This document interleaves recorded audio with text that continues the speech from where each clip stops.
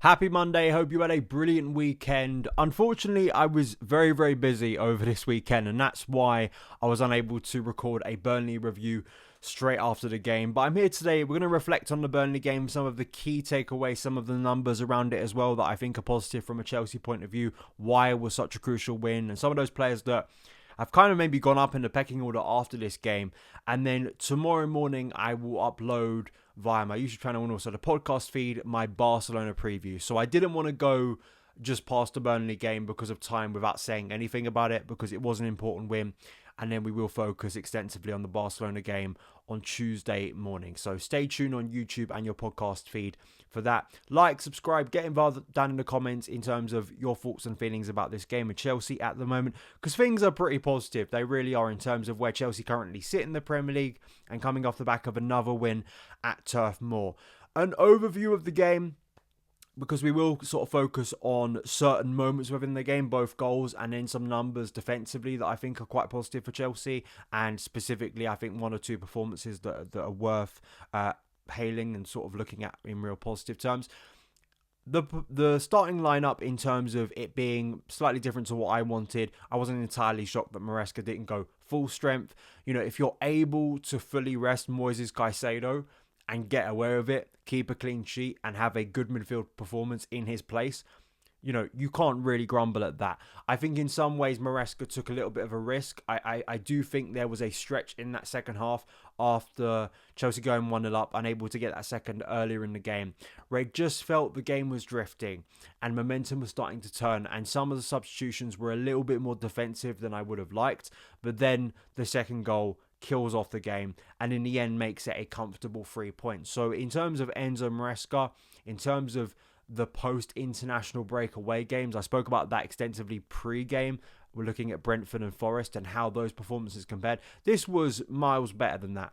Like, it in terms of my concerns going into this game, they were not realised at all, really, because not just in terms of the actual result, but the performance itself was nowhere close to kind of the erratic and concerning nature of some of the elements we saw earlier in the season. So I think that's a real positive as well, that the team, despite having some rotation and missing certain players, was still capable of going out there and putting in a professional performance, getting the 3 points and coming back to London, because that was the key mission of the game.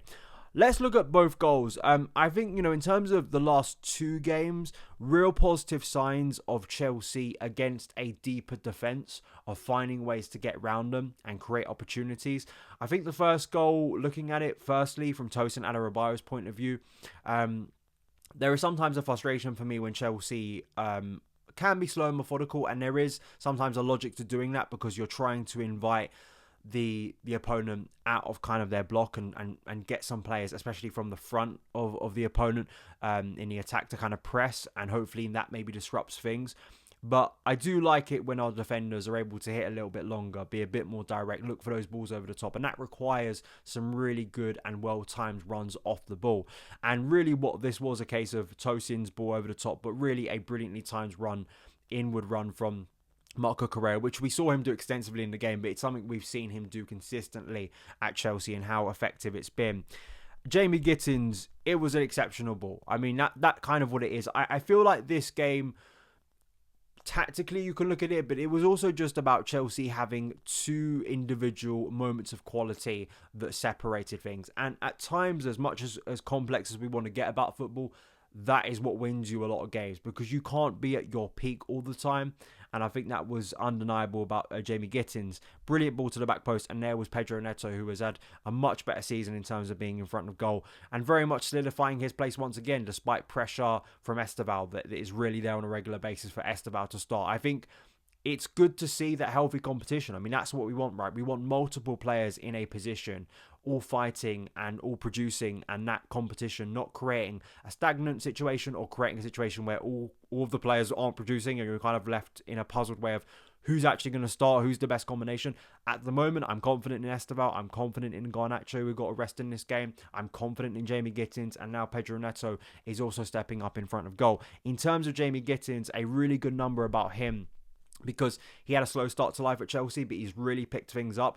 And via Squawka, no Chelsea player has provided more assists than Jamie Gittens across all competitions this season, and they've come in his last 4 starts for the club against Ajax, Wolves, and now Burnley, which is really, really good because it shows that, Gittins absolutely is clicking into gear. And although there are still erratic parts of his game as a younger player, I do think once he starts to build up that confidence more, you see those numbers, there is an end product to his game that I think it was Rob Pratley who pointed out. There is actually quite a high ceiling, it looks like, with some of the things he can do when he gets it right. And that was obviously the case on Saturday. The second goal was, I think, wonderful in terms of build-up. I think if you're someone who's really about positional play, really about build-up, it was, back to front. It was really moving of players around, methodical passing, good timing in terms of that passing and the movement of players. And it all starts from Rob Sanchez being a little bit daring. And I think in some ways, this is something that maybe works in Rob Sanchez's favour, because we've seen it with Kepa before, right? And other goalkeepers. Confidence is such a big part of the game. I get the sense Rob Sanchez, I'm not saying he doesn't have confidence or doesn't have levels of confidence that impacts him. Every player does. But I get the sense there is a bit more bravado around him. So I think he probably has a bit more swagger and confidence to execute and take risks like this that I don't think is very nice to watch as a fan, because it's kind of heart in mouth moment, 1-0 up, what are you doing? But when it turns out to be a big goal for Chelsea, obviously it looks amazing. But the build-up also involved Pedro Neto, and going from back to front from Malo Gusto into Pedro Neto. Neto, really good movement to take out 2 Burnley players, tracking him down, and then finding the run of Marc Guiu, who would come off the bench. And Guiu really did make this goal all by himself, because the starting point of this goal, he doesn't have obvious passing options when he picks up the ball. It really kind of feels like a hold-up job of kind of maybe just waiting to see what options arise. But instead, he takes on his man, he beats the defender, gets into the box, gets into a position in terms of his body and where the ball is, where the defender can't really touch him because it's definitely going to be a penalty. And instead of taking a shot at a tight angle, he looks up and he finds the classic box crasher, Enzo Fernandez, who can't stop contributing to goals this year for Chelsea. And that was 2-0. And I think for Marc Guiu, I mentioned this, and I think some of you commented about this as well, that I think Guiu's instinct as a centre-forward are really, really strong. I think he has a natural instinct and an understanding of where he's supposed to be, the runs he's supposed to make, the things he's supposed to do that I think are going to make him an impactful forward. I think it's marrying up those instincts, which I think are good, with the technique and kind of the execution. This was a sign of those things coming together brilliantly. And I also don't think it was a great moment for Liam Delap, because I think the contrast between Marc Guiu in this one moment compared to Liam Delap was quite stark, because I think Delap was probably the poorest player, in my opinion, on the day for Chelsea, just simply because I think he had many opportunities in the game to set up his teammates, where the obvious thing was playing in your teammate, making a smart decision, making the selfless decision, but the best one for the team that could have contributed to an even heavier scoreline for Chelsea. There was a moment in the first half where Liam Delap picked up the ball. He's running towards goal, and Jamie Gittins is free. I mean, I'm putting the screenshot up now. If you maybe remember it if you're listening to the podcast as well, in the first half, it's still 0-0 at this point. If he sets Jamie Gittins through, he's 1-on-1 with the goalkeeper. That's not a guarantee of a goal, but it's a great goal-scoring opportunity. Delap maybe sees him, doesn't see him, instead just decides to take a wild shot that goes over the bar.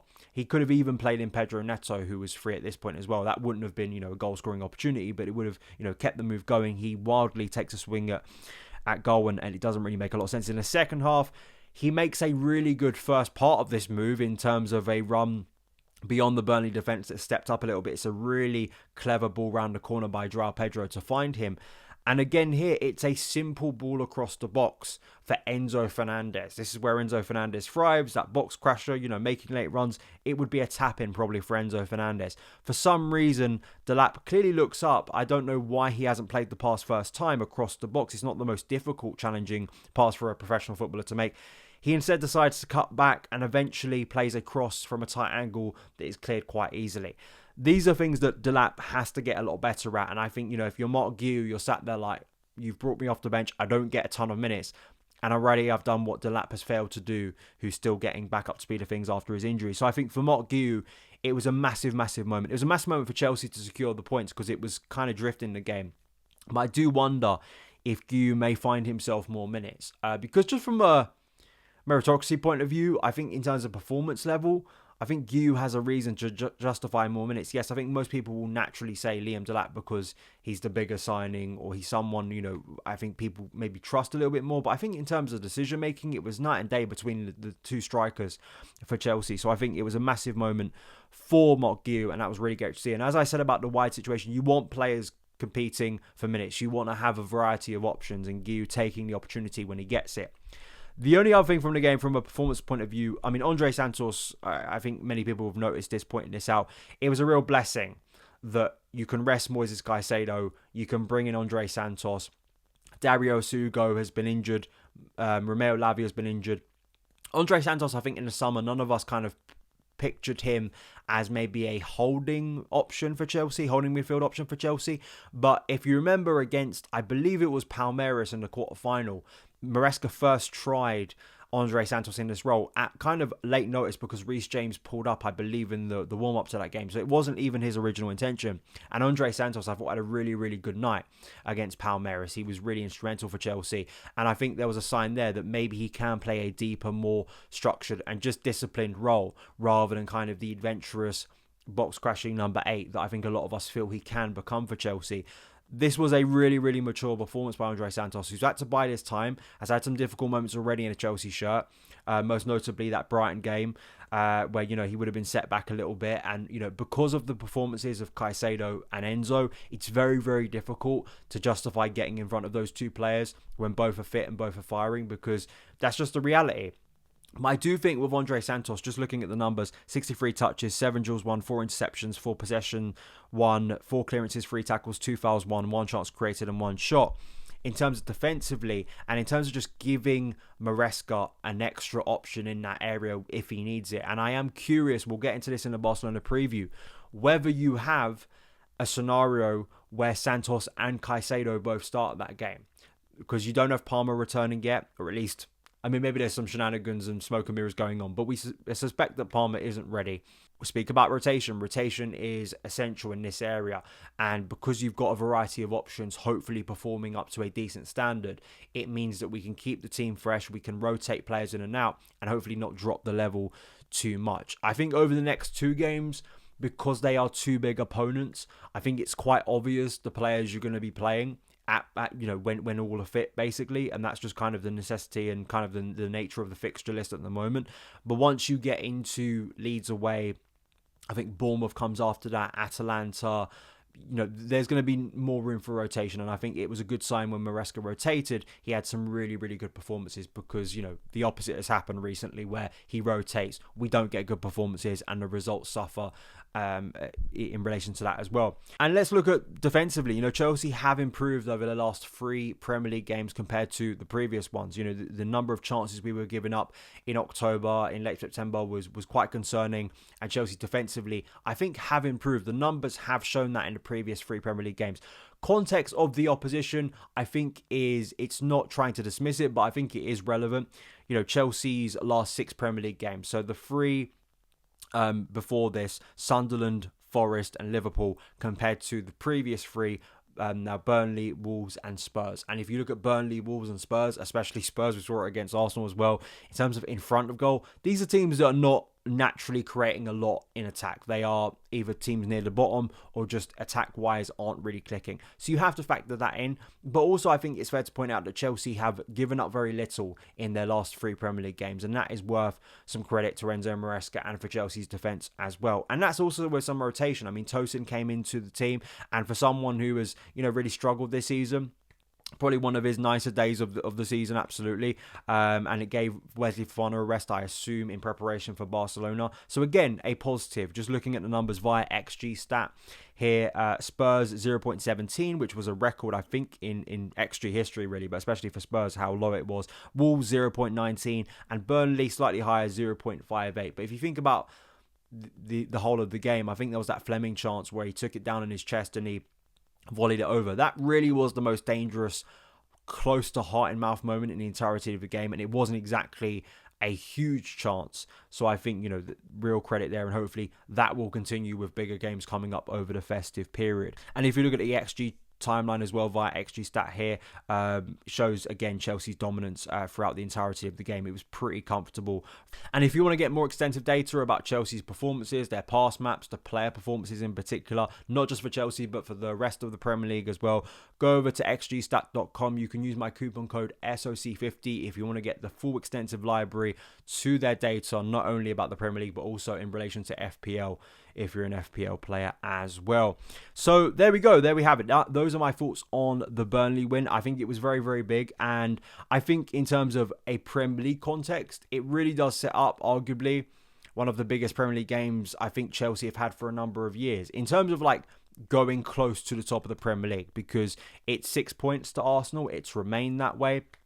But in terms of maybe closing that gap even more and putting yourself in a position at this stage of the season where we kind of were last year, is how Chelsea are going to cope with the mixture of Champions League football, with the rotation that's needed. But I think Saturday was a triumph. It really was. The fact that it was kind of so low-key and kind of so comfortable, given what we'd seen in previous games, especially post an international break, I think you've got to give credit to Enzo Maresca. He got his rotation spot on, and the players, and particularly the rotated players, performing as well as they did was essential. So please like, subscribe, give me your thoughts down in the comments below, and I will see you again very, very soon.